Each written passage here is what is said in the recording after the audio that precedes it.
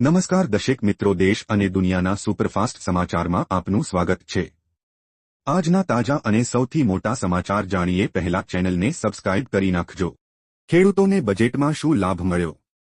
આ બજેટમાં કૃષિ ક્ષેત્ર માટે 1.52 લાખ કરોડ રૂપિયાની ફાળવણી કરવામાં આવી છે, જેથી કૃષિ ઇન્ફ્રાસ્ટ્રક્ચર મજબૂત થઈ શકે।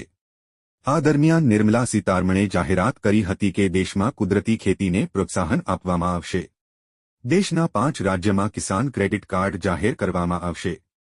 સરકારનું ધ્યાન સરસવ, મગફળી, સૂર્યમુખી અને સોયાબીન જેવા પાકો પર રહેશે। ઝીંગાનું ઉત્પાદન વધારવા માટે ખેડૂતોને સહાય આપવામાં આવશે। મત્સ્યોદ્યોગ માટે 5 એવા પાર્ક સ્થાપવાની પણ જાહેરાત કરી। નાણામંત્રી નિર્મલા સીતારમણે કહ્યું કે સરકાર કુદરતી ખેતીને પ્રોત્સાહન આપશે। દેશભરમાં જે પણ ગ્રામ પંચાયત આ યોજના લાગુ કરવા માંગે છે તેને પ્રોત્સાહિત કરવામાં આવશે। આ સિવાય કઠોળ અને તેલીબિયાના ઉત્પાદનને પ્રોત્સાહન આપવામાં આવશે, જેથી આ બાબતમાં આત્મનિર્ભરતા વધે। આ સાથે સરકાર ડિજિટલ ઇન્ફ્રાસ્ટ્રક્ચર વધારવા માટે કામ કરશે। 400 જિલ્લાઓને તેના દાયરામાં લાવવામાં આવશે। ખેડૂતોની જમીનને ફાર્મર લેન્ડ રજિસ્ટ્રી હેઠળ લાવવામાં આવશે। કિસાન ક્રેડિટ કાર્ડ વધુ 5 રાજ્યોમાં લાગુ કરવામાં આવશે। અંબાલાલ પટેલની નવી આગાહી। રાજ્યના સૌરાષ્ટ્ર અને દક્ષિણમાં મેઘરાજાની ધમાકેદાર બેટિંગ જોવા મળી રહી છે, ત્યારે હવામાન નિષ્ણાંત અંબાલાલ પટેલે અતિભારે વરસાદની આગાહી કરી છે। તેઓએ આગાહી કરતા જણાવ્યું કે બંગાળના ઉપસાગરમાં થયેલ સિસ્ટમ ગુજરાતમાં ભારે વરસાદ લાવશે, તેમજ દક્ષિણ ગુજરાતના ભાગોમાં ભારેથી અતિભારે વરસાદની આગાહી કરવામાં આવી છે। તો જૂનાગઢ તેમજ પશ્ચિમ સૌરાષ્ટ્રના ભાગોમાં 7 ઇંચથી વધુ વરસાદની શક્યતા છે। બજેટ 2024 સોનું અને મોબાઈલ સહિત આ વસ્તુ સસ્તી થઈ। કસ્ટમ ડ્યુટી દૂર કરાતા કેન્સરની 3 દવાઓ સસ્તી થશે। મોબાઈલ અને મોબાઈલ ચાર્જર પર કસ્ટમ ડ્યુટી ઘટાડીને 15% કરાઈ, જેથી મોબાઈલ સસ્તા થશે। સોલાર સેટ પણ સસ્તા થશે। સોના અને ચાંદી પરની કસ્ટમ ડ્યુટી ઘટાડીને 6% કરવામાં આવી।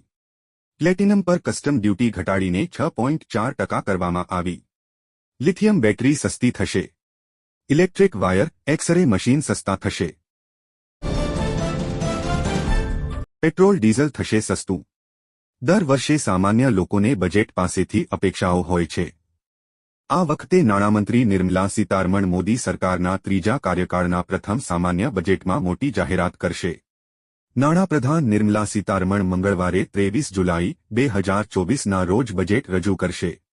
આ વખતે બજેટમાં પેટ્રોલિયમ ઉત્પાદનોને જીએસટી એટલે કે ગુડ્સ એન્ડ સર્વિસ ટેક્સના દાયરામાં લાવવાની જાહેરાત કરવામાં આવી શકે છે। જો આમ થશે તો આવનારા દિવસોમાં સમગ્ર દેશમાં પેટ્રોલ અને ડીઝલના ભાવમાં ઘટાડો થઈ શકે છે। ખાદ્ય તેલના ભાવમાં વધારો। અષાઢ મહિનાથી ભારતીય તહેવારોની ઉજવણીની શરૂઆત થતી હોય છે, ત્યારે દર વર્ષે તહેવારો ટાણે જ ખાદ્ય તેલોમાં વધારો ઝીંકવામાં આવ્યો છે। એક તરફ શાકભાજીના ભાવ આસમાને પહોંચી ગયા છે, ત્યાં બીજી તરફ તેલના ભાવ લોકોને રડાવી રહ્યા છે। 2 મહિનામાં ચોથી વાર સિંગતેલના ભાવમાં વધારો ઝીંકવામાં આવ્યો છે। આ વખતે સીધો 40 રૂપિયાનો વધારો કરાયો છે। રાજકોટમાં આજે ખુલતા બજારે સિંગતેલના ભાવમાં વધારો કરાયો છે। છેલ્લા 2 દિવસમાં સિંગતેલમાં ડબ્બે 40 રૂપિયાનો વધારો થયો છે, તો બીજી તરફ કપાસિયા તેલ થોડું સસ્તું થયું છે। કપાસિયા તેલમાં છેલ્લા 2 દિવસમાં 20 રૂપિયાનો ઘટાડો થયો છે।